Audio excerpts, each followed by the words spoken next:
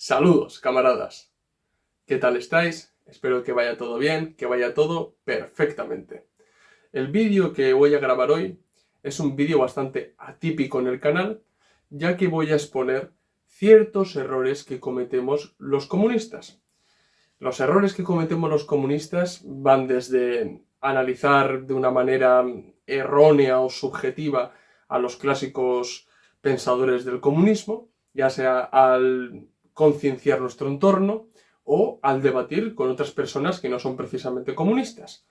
Y he dicho que cometemos porque yo también me incluyo, ¿vale? Yo no estoy exento de crítica y muchos de los errores que voy a exponer en este vídeo, yo también los he cometido, los cometo y los cometeré. Porque son errores muy típicos y que son muy fácil de caer en este tipo de errores que voy a exponer a lo largo de este vídeo. Entonces, bueno, que sirva este vídeo a modo de autocrítica y para que todos nosotros podamos mejorar. Así que bueno, esto es lo que quiero tratar en este vídeo. Vamos con el vídeo. Esto es Red Planeta. Comenzamos.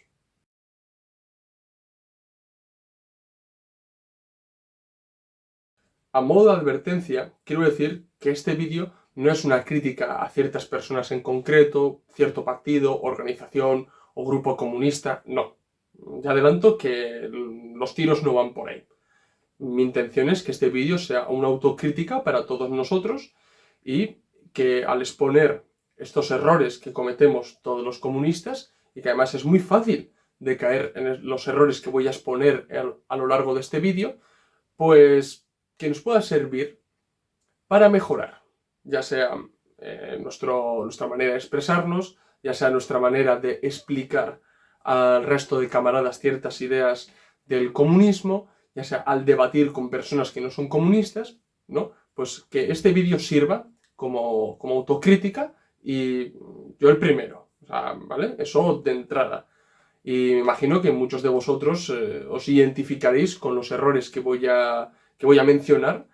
Y bueno, también quiero que en los comentarios me comentéis si vosotros también habéis cometido alguna vez este tipo de error y si me he dejado algún error, no he comentado alguno de los errores, quiero que me escribáis en el comentario.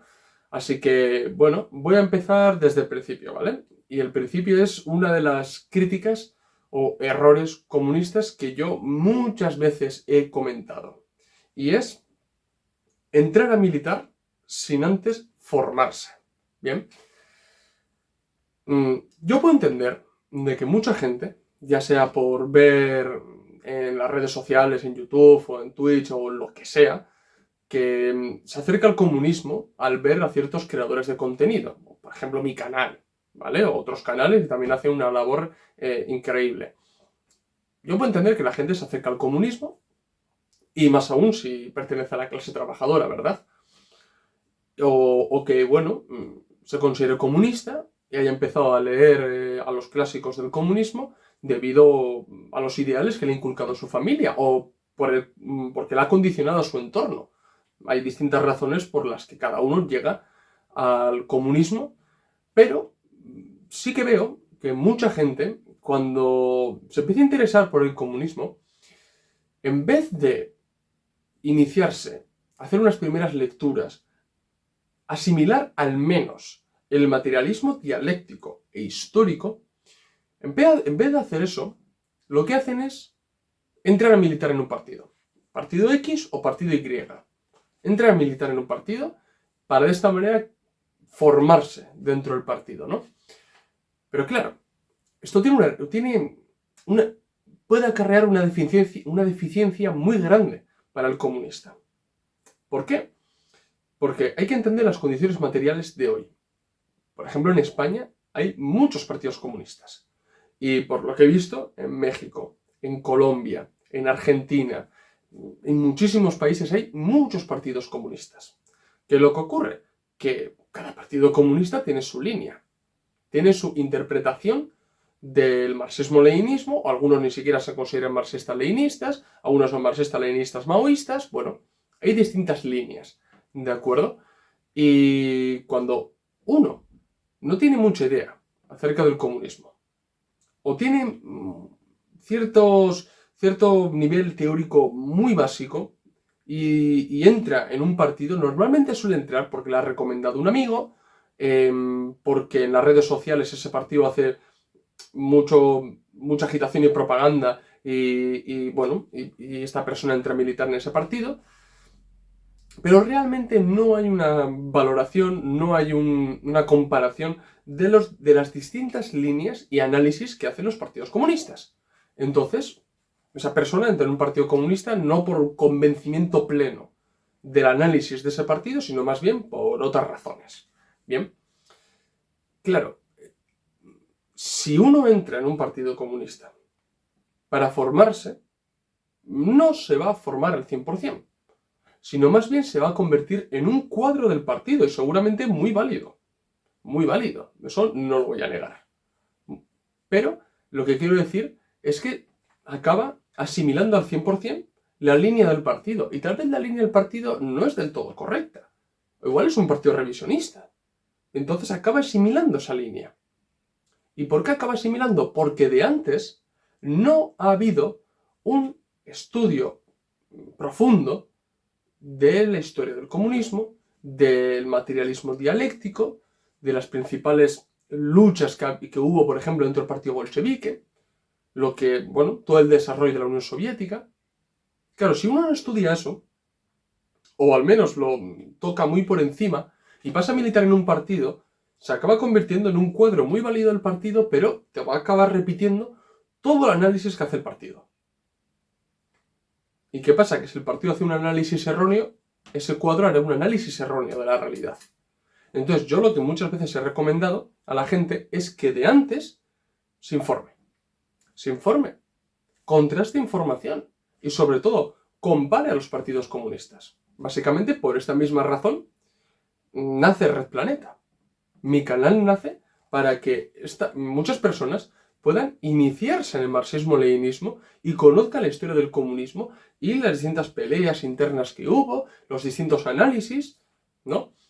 Para de esta manera una persona pueda iniciarse, tener un nivel teórico bueno, que se pueda manejar y de esta manera decida entrar en este partido o en otro, pero ya con un bagaje teórico interesante. De la misma manera, en nuestro blog de entrevistas, por eso lo recomiendo muchas veces, en nuestro blog de entrevistas hicimos en el verano pasado, entre junio, julio y agosto, una prueba en la que consistía en entrevistar a todos los partidos comunistas de España, o al menos a los que nos concedieron o los que nos contestaron, ¿vale? Aún hay algunos partidos comunistas de España que nos tienen que contestar. Y claro, ¿para qué queríamos hacer eso? Para que en el blog quedara concentrado entre muchísimas entrevistas a distintos partidos comunistas de España. Para que de esta manera la persona interesada en entrar en militar, al menos en España, pueda contrastar pues, el ideario, los puntos programáticos de distintos partidos comunistas y diga, vale, pues yo creo que realmente el partido en el que hay que militar es este, y entra a militar, o yo creo que es el otro. Lo hicimos para eso, para ayudar a la gente en ese sentido, ¿vale? Entonces, yo creo que este es uno de los primeros errores que quiero recalcar, que es entrar a militar sin antes formarse individualmente. Bien, luego, lógicamente, una vez que uno se forma individualmente y entra a militar en un partido, eso se puede complementar enormemente y uno se puede enriquecer teóricamente ya con el resto de los camaradas, lógicamente, pero sin hacer esa formación a priori puede derivar en convertirse simplemente en un cuadro del partido que no haya desarrollado una cosmovisión y que sea incapaz, entre comillas, de aplicar realmente el materialismo dialéctico e histórico a cada caso concreto, ¿vale? Este es el primer error que yo quiero destacar y lo destaco porque es prácticamente la razón por la cual nació Red Planeta. ¿Bien? Luego, otro de los errores es no distinguir los análisis teóricos de los discursos. Esto lo he visto mucho, desgraciadamente. Mucho. Lo que hay que entender es que los autores comunistas, Marx, Engels, Lenin, Stalin, Mao, me es igual, cuando escriben obras teóricas, esas son las obras que nos pueden ayudar, porque son análisis objetivos y científicos, mejores o peores, pero son análisis científicos que se plasman en un contexto histórico y pretenden dar una solución a unos problemas concretos que se les presentaron a ellos. ¿Vale? El qué hacer de Lenin, el Estado y la Revolución, los fundamentos del leninismo de Stalin. Cada libro responde más o menos a dar una respuesta a una problemática que se le presentó en su día a estos autores. ¿De acuerdo? Y son objetivos, son científicos, nos pueden gustar más, pueden ser más acertados o menos acertados, pero son objetivos. Y ya son más rigurosos. Y es a lo que nos tenemos que coger para entender el pensamiento de los autores que acabo de mencionar. Pero ¿qué es lo que ocurre? Que luego hay discursos, y muchos discursos. Y mucha gente trata los discursos de la misma manera que las obras teóricas. Y yo creo que esto es un error bastante grave. ¿Por qué? Porque los discursos son discursos. Y las personas, los dirigentes que ofrecen esos discursos, muchas veces se dejan llevar por la emoción, por el momento. Y los discursos están dirigidos a concienciar a las masas, a agitar a las masas, a sembrar en ellos un espíritu revolucionario para que marchen, para que se levanten, para que se motiven. Entonces muchas veces las personas, los autores, cuando ofrecen discursos, y nosotros lo que leemos es el discurso ya escrito, hay que tener en cuenta que no son tan objetivos, no son tan teóricos como las obras teóricas que estos autores pueden llegar a hacer. Entonces, si una persona coge los discursos y los trata de la misma manera que los análisis teóricos, está cometiendo un grave error. Porque si uno después plasma o contrasta los discursos con las obras teóricas, se va a dar cuenta de que hay un desnivel bastante grande. Yo siempre pongo el mismo ejemplo, con un texto de Stalin, que es "Los éxitos se nos suben a la cabeza", que habla sobre la colectivización. Stalin creo que es un discurso bastante interesante. Pero es verdad que Stalin, bueno, barre para su casa. O sea, y no hace mal. Es un proceso, en el proceso de colectivización. Él dice que hay muchísimos éxitos, de que se está haciendo bien la colectivización, en que prácticamente se está llevando a cabo una lucha de clases en el campo, de que no se está vulnerando la voluntariedad del campesinado, pero si luego, por ejemplo, contrastamos con la realidad, nos damos cuenta de que en ciertas maneras la colectivización sí fue bastante acelerada, debido a las condiciones que se le presentaron a la Unión Soviética. Todo hay que decirlo también, pero sí fue acelerada. También que acabaron generalizando el término kulak, que acabaron llamando a todo campesino que se oponía a la colectivización, ya fuera pobre o medio, también le llamaron kulak, cuando no era kulak. Que muchas veces también se vulneró el carácter voluntario de la colectivización. Stalin jura que no, pero sí que hubo. ¿Pero por qué? Porque Stalin barre para casa. Lo último que va a hacer Stalin en ese momento de hostigamiento imperialista es dar combustible a los enemigos. Entonces, de esa manera, pues lógicamente le pone ese título además, "Los éxitos se nos suben a la cabeza", y es verdad que obtuvieron números muy importantes y posteriormente la colectivización pues, funcionó, pero claro, hay cosas que no son del todo científicas, rigurosas en el discurso de Stalin. ¿Por qué? Porque tiene una intencionalidad, motivar a la gente en la lucha de clases en el campo y asentar de una vez en la Unión Soviética la colectivización. ¿De acuerdo? Entonces, importante distinguir las obras teóricas de los discursos y no tratarlos de la misma manera. Leer los discursos también, pero tener en cuenta que son discursos. ¿Bien? Otros errores que yo creo que cometemos muchos comunistas es analizar los textos clásicos sacándolo de su contexto.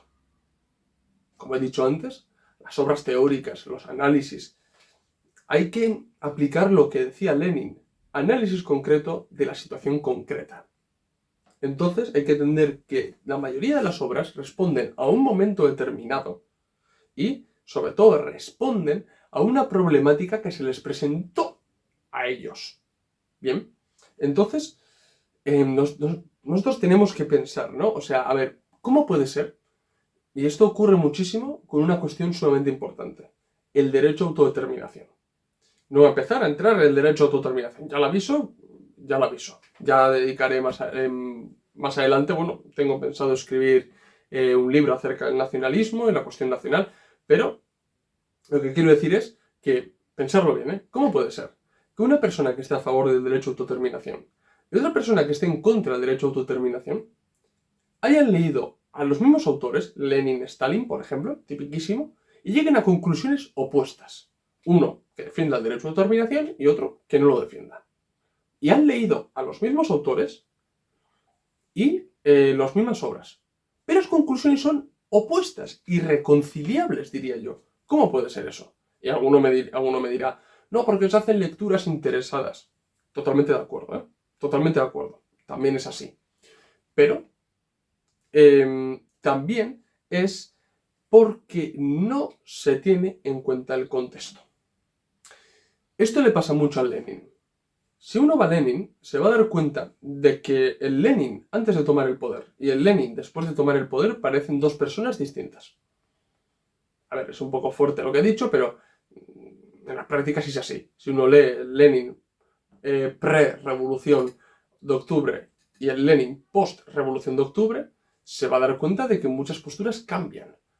Pero porque hay una cosa sumamente importante de por medio, que es la toma de poder.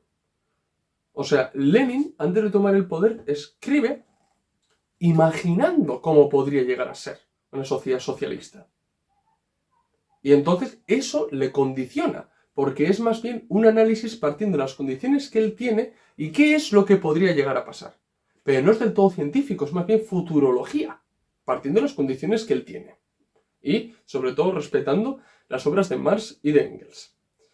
¿Qué es lo que ocurre? Que después de tomar el poder, ya tiene el poder en las manos. Ya no es futurología, ya tiene el Estado. Ahora, los análisis que hace son sobre las condiciones materiales que tiene. Es decir, puede incluso llegar a contradecirse con las cosas que escribió en el pasado. Pero ya digo, hay una gran diferencia, que es con el Estado en la mano y siendo reprimido por el Estado. Son dos cosas distintas y por ende ahí se puede ver que muchas cosas se cambian. Y eso nos va a pasar a todos nosotros. Nos va a pasar a todos nosotros. Si un día llegáramos a tomar el poder y vemos realmente cómo hay que edificar el socialismo, nos daremos cuenta de que muchas posturas habrá que corregir. Porque no sabemos lo que es dirigir un Estado. No somos estatistas. Podemos aprender de los que fueron, pero no lo somos. Y tal vez tenemos que corregir muchas cosas. Tal vez más de uno se tendrá que moderar. O no. Tenemos que radicalizarnos aún más. Depende. Pero lo que hay que entender es que en el caso de Lenin es palpable. El Lenin antes de tomar el poder y el Lenin después de tomar el poder son bastante diferentes. Y no se puede tratar de la misma manera. Y de ahí salen las interpretaciones que a veces son antagónicas. Ya he dicho, con la cuestión del derecho a autodeterminación. Y eso se ve con Lenin. Eso se ve con Lenin. Lenin escribe el derecho a autodeterminación de las naciones. Después de tomar el poder, sí, Finlandia, derecho a autodeterminación. Pero, por ejemplo, con Georgia, Armenia, Azerbaiyán, no hubo derecho a autodeterminación. No, al menos como lo escribió Lenin en su obra. Entonces, claro, ahí lo que realmente hay que aplicar en el contexto. Hay que entender el contexto histórico para poder nosotros entender lo que nos están diciendo. Bien, eso es sumamente importante.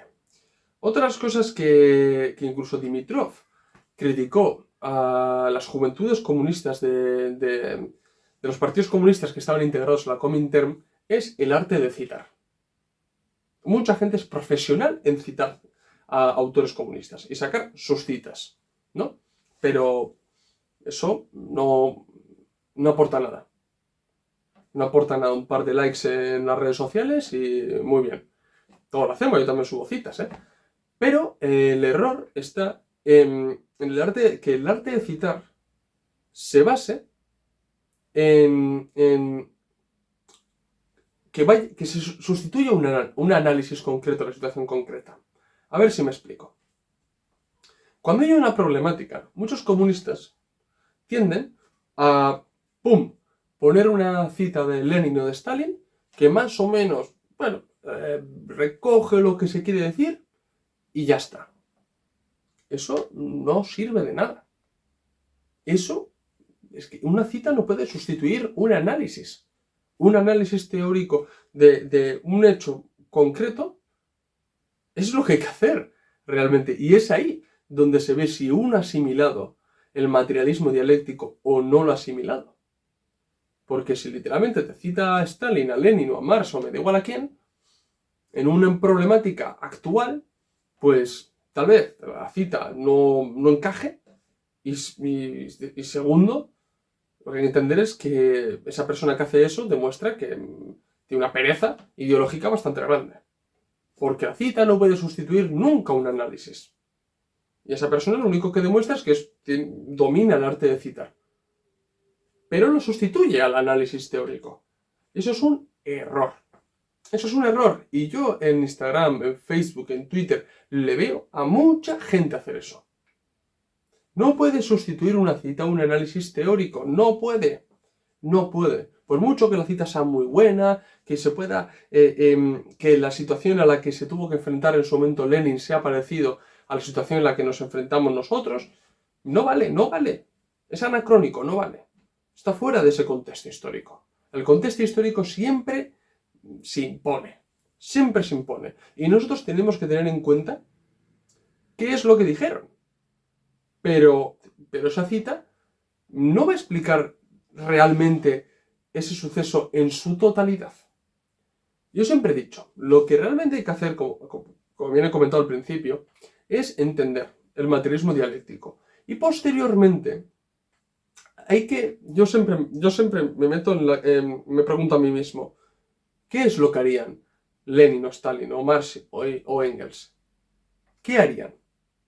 Entonces lo que intento al leerles a ellos es entender a cada problema a qué conclusiones llegaron y qué metodología utilizaron. Cómo analizaron las contradicciones. Cómo las desmenuzaron. Y cómo llegaron a una conclusión revolucionaria favorable para la gran mayoría de la sociedad, que es la clase trabajadora. Nosotros tenemos que hacer lo mismo. Ponernos en su piel, entender cómo llegaban esas conclusiones y pensar, ¿qué harían Marx, Engels, Lenin o Stalin en esta situación? ¿Cómo verían las contradicciones? ¿Cómo llegarían a la síntesis? ¿Qué conclusiones sacarían? Y desde ahí intentar aproximarnos a una solución. Pero no poner simplemente una cita de ellos. Esto es lo que dijeron en su día Marx y Engels. Vale, muy bien. ¿Sabes qué obra es? Tal, muy bien. ¿Qué párrafo? Muy bien, fenomenal. Pero no explica esa cita lo que queremos solucionar. Y ya ni qué decir de la gente que mutila las citas en su propio interés. Eso me ha parecido una barbaridad. Mutilar la cita, cortarla donde a mí me interesa para que Marx diga lo que a mí me gusta. No, hombre, no. No, hombre. Porque seguramente, y esto ocurre a muchas personas que hacen una lectura interesada de los hechos, citan lo que les da la gana, pero es que igual vas a la fuente original, pasas de página y lo que dice en la siguiente página literalmente desmonta lo que tú quieres dar a entender. Claro, porque se puede ser un juntaletras, pero es que no se va a ningún lado así. Hay que leer en su totalidad y entenderles en su totalidad. Bien. Luego otra de las cosas también que he visto mucho en las redes sociales es la pedantería. Sé perfectamente que Lenin, en el Qué hacer, decía que los comunistas no han de rebajar su mensaje. Porque los obreros no son tontos y los obreros entienden los hechos. ¿Vale? Eso es cierto. Un comunista no debe rebajar el mensaje. Pero de no rebajar el mensaje, no hacer concesiones ideológicas y políticas, a que tú, al decir algo o al escribir algo, prefieras demostrar, mira qué listo soy, mira cómo escribo, hay un trecho enorme. Es que hay un trecho enorme. Hay personas, autores, que tú les puedes leer y no te has enterado de nada. Igual te estoy diciendo una cosa clave, pero no te has enterado de nada. Pero con Marx y Engels pasa lo mismo, pero eso es por la fecha. Eso es incluso con la traducción de cuándo se ha hecho.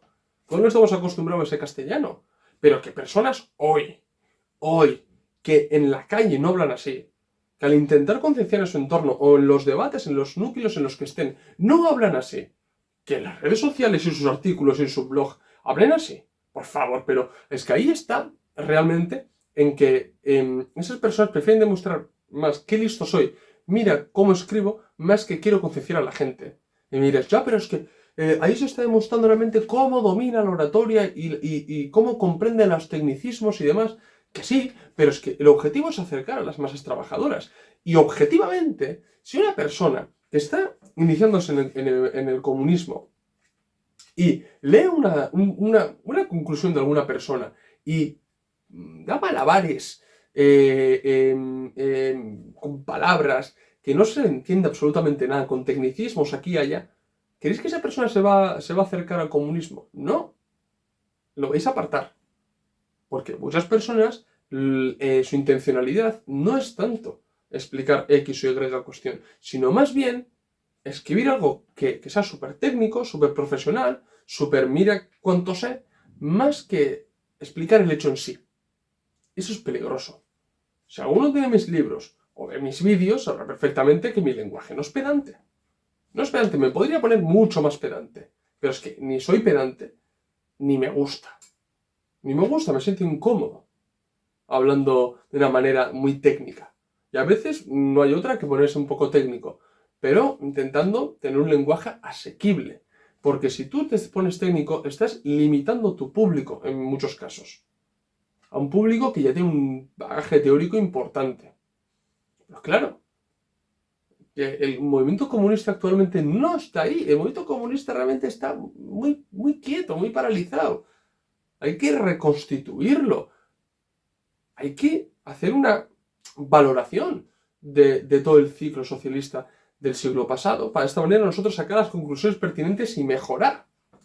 Pero lo que no se puede hacer es poner ya de primeras barreras, siendo técnico, siendo pedante y demostrando, mira qué bien escribo. No, eso ya lo criticó Dimitrov. Eso sí, nunca, nunca, nunca se debe rebajar el contenido ni hacer concesiones políticas o ideológicas. Eso nunca. ¿Bien? Y estos son algunos de los errores que cometemos todos los comunistas. O la mayoría al menos. Y yo también. Los he cometido, los cometo y los cometeré. Porque es muy fácil caer en este tipo de errores. Es muy fácil. Pero bueno, ya he dicho al principio del vídeo que sirva este vídeo a modo de autocrítica y para que todos nosotros podamos mejorar. Así que estoy muy interesado bueno, decir, joder, oye, pues yo cometo este error muchas veces, o bueno, te has dejado algún error que yo he visto en muchos camaradas y es este error, por favor, escribírmelo en la caja de comentarios que yo os leo y encantado de aprender más todos juntos y que podamos pues, mejorar, ¿no? Porque esto, la autocrítica no es destructiva, sino que es constructiva. Y eso es lo que hacemos los comunistas. Así que, bueno, camaradas, voy a dejar aquí el vídeo. Espero que os haya gustado, espero que sirva a modo de autocrítica. Si es así, dar like. Si sois nuevos, suscribiros al canal. Recordad que en la descripción del vídeo tenéis el enlace de PayPal para donarnos dinero y ayudarnos a crecer y que de esta manera podamos seguir subiendo contenido y cada vez de mejor calidad. También tenéis los enlaces de los documentos que tenemos a la venta en Gumroad. Pasaros por el blog de entrevistas donde tenemos entrevistas muy interesantes. Y nada, camaradas, seguirnos en las redes sociales, Twitter, Facebook, Instagram y TikTok, donde subimos contenido a diario o casi a diario. Esto es todo. Nos vemos en el próximo vídeo. Salud, camaradas.